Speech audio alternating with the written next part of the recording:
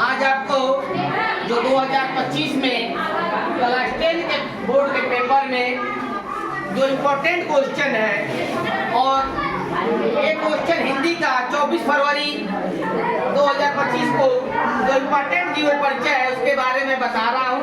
सबसे पहले आपका गद्य में आएगा जीवन परिचय लिखने के लिए, तो मोस्ट इम्पोर्टेंट इसको खोज किया गया है जयशंकर प्रसाद का आ सकता है।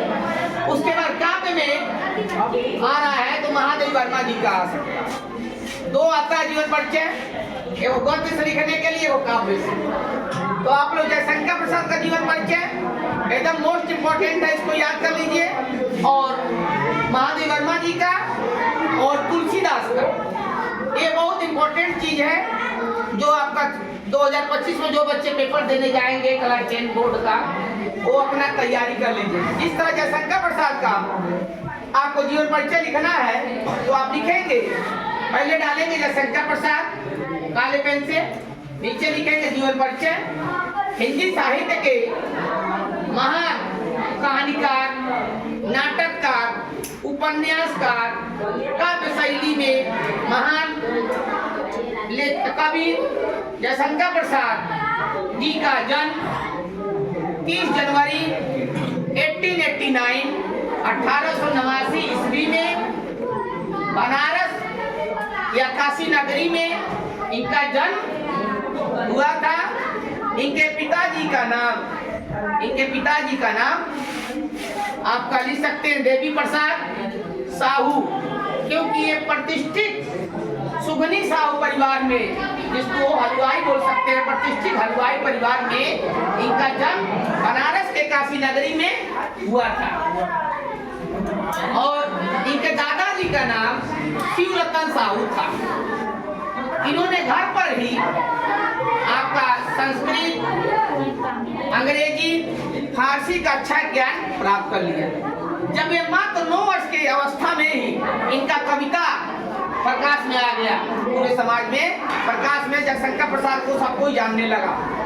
इनका कविता 9 वर्ष की आयु में ही इनका कविता प्रकाश में आ गया। आपको 1.5 पन्ने का कम से कम जीवन परिचय लिखना है। उसके बाद जिस तरह इस सब आपको लिखना है कॉपी में, जिस तरह बंगाल साहित्य में, बांग्ला साहित्य में जो जनगण मंडन नेशनल एंथम रविन्द्रनाथ टैगोर का नाम प्रसिद्ध है, उसी तरह हिंदी साहित्य में जयशंकर प्रसाद का नाम प्रसिद्ध है।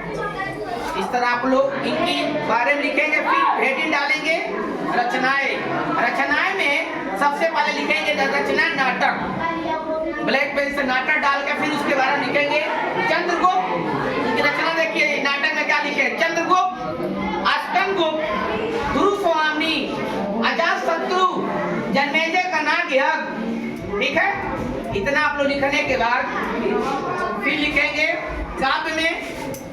काव्य में याद करने के लिए आंसू, कमायनी, लहर और झरना। उपन्यास में इनका है तितली, कंकाल, इरावती, यह लिख दीजिएगा। उसके बाद इनकी जो मृत्यु है वो आपका 1937 ईस्वी में इनकी मृत्यु हो गई। इनको बीमारी हो गया था, क्षय रोग हो गया था, इसीलिए इनका जो है निधन हो गया। इस तरह इनकी रचना आप लोग लिख के और इनके बारे में 1.5 पन्ने का सा बच्चा अगर लिख देते हैं तो आपको बढ़िया नंबर 6 नंबर का क्वेश्चन आता है, 6 नंबर आपको मिल जाएगा जीवन परिचय। अगर महादेवी वर्मा जी के बारे में पूछ रहा है तो महादेवी वर्मा जी का जन्म फर्रुखाबाद में एक कायस्थ परिवार में, फर्रुखाबाद में, सुन लो बच्चे ध्यान से, फर्रुखाबाद में एक कायस्थ परिवार में 1907 में हुआ था। इनकी माता का नाम हेमरानी देवी, जो एक धार्मिक प्रवृत्ति की महिला थी, और महादेवी वर्मा जी बचपन से ही एक कुशाग्र बुद्धि वाली महिला थी। इनके पिताजी का नाम गोविंद सहाय वर्मा था और इनकी शादी मात्र 9 वर्ष की अवस्था में हो गया था। श्री स्वरूप नारायण वर्मा जी के साथ इनका विवाह हो गया था। ये जयशंकर प्रसाद का जीवन जो परिचय है और महादेव वर्मा जी का जो मैं जीवन परिचय बता रहा हूँ, ये आपका क्लास 10 के बोर्ड में भी पूछता है, क्लास 12 के बोर्ड में भी आ सकता है। इसलिए इसको बहुत ध्यान से आप लोग एक बार याद हो जाएगा तो कक्षा 10 में आप लोग लिखेंगे ही, 12 में भी आने की इसकी संभावना रहती है। इसलिए मोस्ट इम्पोर्टेंट है ये दो बुक, इसको जरूर आप लोग याद कर लीजिएगा, ठीक है। और इनकी जो पढ़ाई है 9 वर्ष की अवस्था में महादेव वर्मा जी का विवाह श्री स्वरूप नारायण वर्मा जी के साथ हो गया था, जो एक पेशे से डॉक्टर थे। क्या थे? डॉक्टर। महादेव वर्मा जी को ज्ञानपीठ पुरस्कार, पद्म विभूषण पुरस्कार से सम्मानित किया गया। महादेव वर्मा जी को ज्ञानपीठ पुरस्कार और पद्म विभूषण पुरस्कार से सम्मानित किया गया है। यह इलाहाबाद विश्वविद्यालय, जो अब नाम इलाहाबाद का चेंज होकर प्रयाग विश्वविद्यालय हो गया है, वहाँ से MA की पढ़ाई की और संस्कृत विषय में की।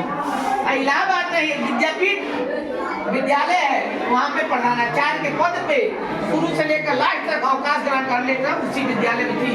महादेव वर्मा जी के पिताजी भी एक विद्यालय के प्रधानाचार्य थे। गोविंद साहब वर्मा जी एक विद्यालय के प्रधानाचार्य थे। इसके बाद इनकी रचनाएं डालेंगे हेडिंग। रचना में रश्मि, यामा, दीपशिखा, अतीत के चलचित्र, स्मृति, श्रृंखला की कड़ियां आदि इनकी प्रमुख रचनाएं हैं।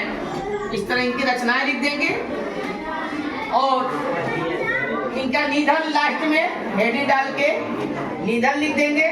1987 में इनकी जो मृत्यु हुई थी 1987 ईस्वी में महादेव वर्मा जी की मृत्यु हुई थी।